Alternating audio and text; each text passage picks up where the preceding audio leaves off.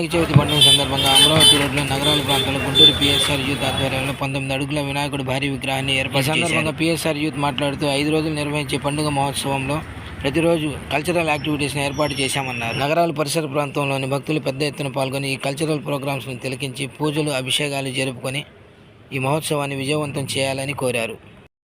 తృతీయ గణపతి మహోత్సవం అంటే 3వసారి బొమ్మ పెట్టాము. ఈ 2 సంవత్సరాలు చాలా చక్కగా జరిగినాయి. ఈ సంవత్సరం 5 రోజులు పూజా కార్యక్రమాలు ఉంటాయి. ఫస్ట్ రోజు వచ్చేసరికి భరతనాట్య కార్యక్రమం జరిపించాం. రెండో రోజు ఈరోజు మ్యాజిక్ షో చాలా బాగా జరిగింది. రేపు అన్నదాన కార్యక్రమం ఉంది. అలానే ఎల్లుండి కూడా ఒక కార్యక్రమం అనేది చేసుకుంటున్నాం.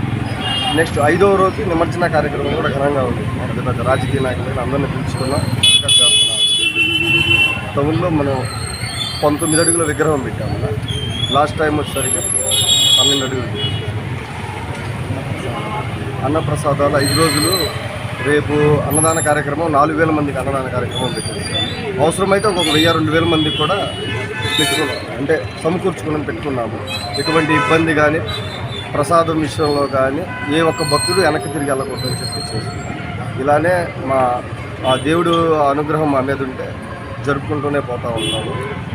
మనం ఉన్న సిటీలో కొంచెం ఎక్కువగా చేసుకోవాలని చేశాం. కాబట్టి మీ అందరూ మా పిఎస్ఆర్ యూత్ ఆధ్వర్యంలో జరుగుతున్న ఈ గణేష్ మహోత్సవాలకు ఇచ్చేసి మా అందరినీ ఆశీర్వదించాలని కోరుకుంటున్నాం.